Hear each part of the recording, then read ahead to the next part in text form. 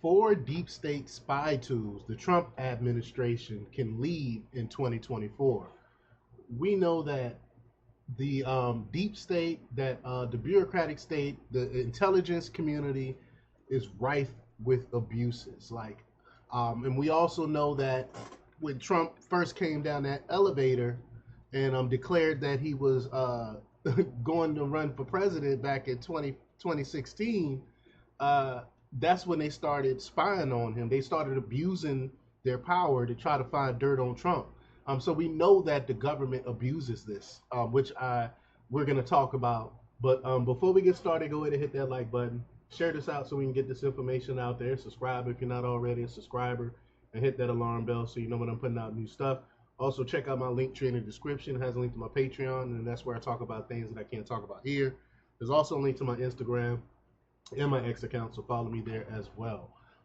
Especially on Patreon, this is the best time of the year, best time to join. It's the first of the month, and I already put out some new videos a few days ago, so check those out. But let's get into this news here. Now, this comes from the Daily Wire. The federal government has a massive surveillance apparatus at its disposal, and many of these tools have been used to spy on Americans. The intelligence agencies have been weaponized against President-elect Donald Trump, pro-life activists, and school board attending parents. Now, the Trump administration has an opportunity to cripple the surveillance state by reining in some of its most invasive spy tools. So first, let's talk about the FISA Section 702. One of the most contentious national security tools in Section 702 of the Foreign Intelligence Surveillance Act, or FISA, which allows for the warrantless surveillance of Americans. And Congress voted in 2023 to reauthorize it with no reforms, but supporters faced pushback in April 2024 when the House voted to block Section 702's reauthorization. FISA came under increased scrutiny from conservatives after the Foreign Intelligence Surveillance Court, or FISC, approved warrants in 2016 and 2017 to spy on a former Trump campaign aide, Carter Page, and they used that as an umbrella to spy on everyone that was associated with Carter Page, which included Donald Trump. This is why they did this. Republican House Speaker Mike Johnson and some in this intelligence community claim Section 702 is a necessary tool, but others argue the law is ripe with abuse and enables warrantless spying of Americans. In fact, a FISA court document in 2023 revealed that the FBI, quote, improperly conducted 278,000 warrantless searches on American citizens, according to the Wall Street Journal. So let's check out the clip, that clip right now. Here we go.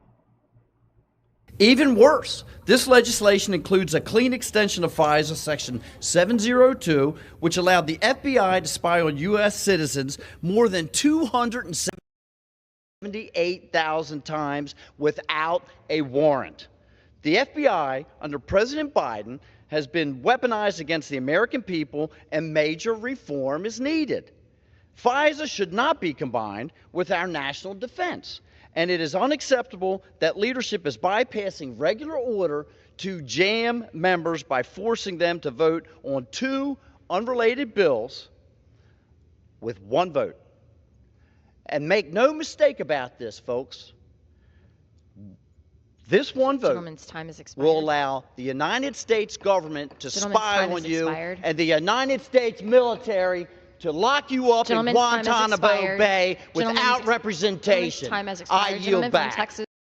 Facts. Sorry about the echo. If there was an echo at the beginning of this, I forgot to have my headphones in, and so you might have heard a little echo. But ironically, FISA was born out of the 1975 Church Committee, which investigated alleged abuses of the FBI and CIA surveillance power. I don't understand that, right? Its reports in 1976 resulted in Congress passing the FISA Act of 1978, allowing the NSA to work with FISC to obtain approval to surveil American citizens and foreign nationals, according to the Constitution Center. Obama's update to Executive Order 12333. President Ronald Reagan implemented Executive Order 12333 in 1981, strengthening the intelligence community's surveillance powers. The law is the basis for the NSA's collection of foreign signals intelligence, according to the agency's website. However, an update by the Obama administration vastly expanded the intelligence community's access to Americans' private information. The New York Times reported in 2017 that the Obama White House expanded the NSA's ability to share, quote, globally intercepted personal communications with other intelligence agencies, including the FBI. Prior to the update, the NSA only shared information it considered relevant. Now, other intelligence agencies can comb through raw databases of, of NSA intercepted communications, the Times noted. This is just crazy. The FBI whistleblowers previously told the caller about the potential dangers of the law and argued that Obama update should be repealed, and I agree. Then we got facial recognition technology. The December Government Accountability Office, or GAO, report revealed law enforcement agencies within the Department of Homeland Security quote, use detection and monitoring technologies without warrants. The DHS used over 20 types of technologies, including facial recognition, during fiscal year 2023, according to the report. The Transportation Security Agency, or TSA, has been experimenting with facial recognition identification at airports across the country. Signage at airports claimed TSA facial recognition technology is optional and pictures are, quote, deleted after identity is verified. Do y'all really believe that? However, the TSA website states that, quote, photos are not stored or saved except in limited testing environments. A TSA official told NextGov FCW the testing environment, quote, refers to a block of 2 to 4 weeks at a few specific locations when TSA collects data to submit to DHS Science and Technology Directorate and claim it is for quality control purposes. But they always use that as an excuse, right? In May, a bipartisan group of senators sent a letter to Senate Majority Chuck Schumer and then Senate Minority Leader Mitch McConnell calling for restrictions on TSA's facial recognition technology, arguing it, quote, poses significant threats to civil liberties, which it does. The letter cited TSA Administrator David Pekoski, who stated at the South by Southwest conference in April 2023 that biometric identification will eventually become mandatory. And I definitely see that happening. TSA Quiet Skies program. Now, whistleblowers allege in August that Tulsi Gabbard, Trump's nominee for Director of National Intelligence, or DNI, was placed on a TSA suspected terrorist watch list known as Quiet Skies. This is crazy, right? Because she's always been a reservist. She's always been in our government, working in our military, but yet she's on a TSA suspected terrorist list. This is crazy that this is happening. The only thing is that our government knows that Tulsi Gabbard is a legit and is real, and that's why they want to be able to keep tabs on her. Is what I think is going on. Whistleblowers allege Gabbard was being surveilled by the TSA and federal air marshals. Empower Oversight, a group that represents whistleblowers, sent a letter to DHS IG Joseph Coffery after learning the TSA opened a leak investigation into the FAM whistleblowers. The Quiet Skies program is a tool the FAM uses on, quote, travelers who may present an elevated risk to aviation security, according to TSA's site, whatever that means. But Gabbard told Matt Taibbi, Racket News, that she and her husband were subject to, quote, random extension searches at airports and their boarding passes were designated with SSSS, or a secondary security screening selection. Wow. The SSSS is usually a sign that the traveler is on a threat list, according to Taibbi.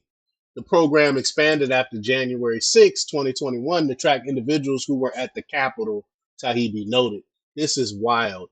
But let's play this clip here to hear what Tulsi Gabbard has to say to Dana Bash about this situation. So here we go.